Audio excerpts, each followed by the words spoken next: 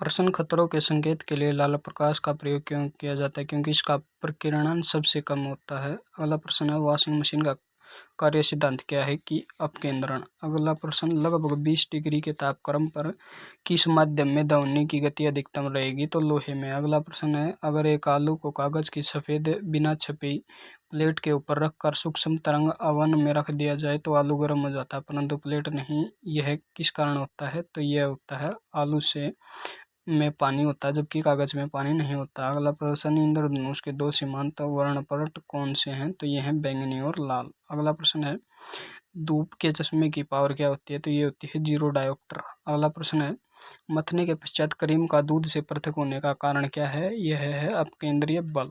अगला प्रश्न, ध्वनि तरंगों का सबसे तीव्र प्रगमन किस में होता है? तो ये होता है ठोस में।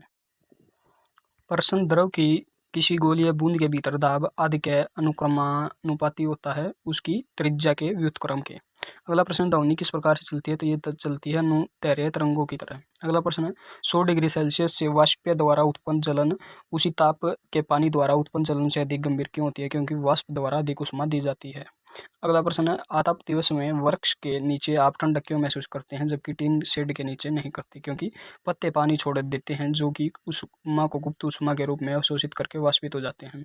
अगला प्रश्न है, ऊर्जा संरक्षण का आशय क्या है? कि ऊर्जा का न तो सृजन हो सकता है और न ही विनाश। अगला प्रश्न है, ट्रैफिक सिग्नल में लाल प्रकाश क्यों प्रयुक्त होता है? क्योंकि इसके तरंगों की दैर्घ्य सर्वाधिक होती है। अगला प्रश्न है, किस प्रकार की तरंगों का प्रयोग रात्रि दृष्टि उपकरण में किया जाता है? तो ये किया जाता है अवरक्त तरंग का। अगला प्रश्न, रेफ्रिजरेटर में प्रयोग की जाने वाली गैस प्रसारित करने पर शीतलित होती है।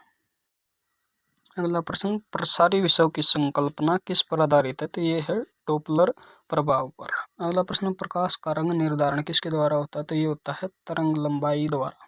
अगला प्रश्न है, ऑटोमोबाइल्स में हाइड्रोलिक्स ब्रेक्स के कार्य करने का सिद्धांत क्या है? तो ये है पास्कल का नियम। अगला प्रश्न, धूप से बचने के लिए छाते का रंग संयोजन में कौन सा सबसे उचित है? ऊपर उजाला नीचे काला। अगला प्रश्न है, लकड़ी लोहे एवं मोम के समान आकार के टुकड़ों को समान ऊंचाई से पृथ्वी पर गिराया जाता है, कौन सा टुकड़ा सर्वप्रथम पृथ्वी की सतह पर पहुंचेगा? तो ये पहुंचेगा, सभी साथ साथ पहुंचेंगे क्योंकि गुरुत्वाकर्षण सभी पर बराबर लगेगा। अगला प्रश्न है, पराश्रव्य तरंगों के बारे में कुछ उचित कथन लिखें। जैसे ये कीड़ों को नष्ट कर सकती हैं, ये कपड़ों से दूध हटाकर उन्हें साफ कर सकती हैं, इनका उपयोग बीमारियों के उपचार के लिए किया जाता है और ये स्वचालित दरवाजों को नियंत्रित कर सकती हैं। प्रश्न, मानव आंख से प्रकाश की तरंग दैर्घ्य के लिए सर्वाधिक सुगराई होती है? तो ये होती है 5500 डायोप्टर में। अगला प्रश्न, सिटी स्कैन के में प्रयोग में कौन सी किरणें प्रयोग में लाई जाती हैं? तो ये लाई जाती हैं एक्स किरणें। अगला प्रश्न है, दूध को किस विधि के रूप में किया जाता है? इसे वसा कणों के सेंट्राइफ्यूज की सहायता से सूक्ष्म आकार में बदला जाता है, यानी एक रूप किया जाता है। अगला प्रश्न है, भौतिकी की किस शाखा में अति सूक्ष्म कणों की चाल का अध्ययन किया जाता है? तो ये किया जाता है क्वांटम मैकेनिक्स में। अगला प्रश्न है, पराश्रव्य तरंगों की आवृत्ति कितनी होती है? तो ये होती है 20 किलोहर्ट्ज से अधिक आवृत्ति की यांत्रिक तरंगें। अगला प्रश्न है, सूर्योदय और सूर्यास्त के समय सूर्य लाल रंग होने का कारण क्या है? कि प्रकाश का प्रकीर्णन। अगला प्रश्न है, बर्फ पानी पर क्यों तैरता है? उत्तर है, बर्फ का घनत्व पानी के घनत्व से कम होता है। अगला प्रश्न, मानव कान किस आवृत्ति से अधिक आवृत्ति वाली ध्वनि को नहीं सुन सकता? तो ये होता है 20,000 चक्कर प्रति सेकंड वाली ध्वनि को।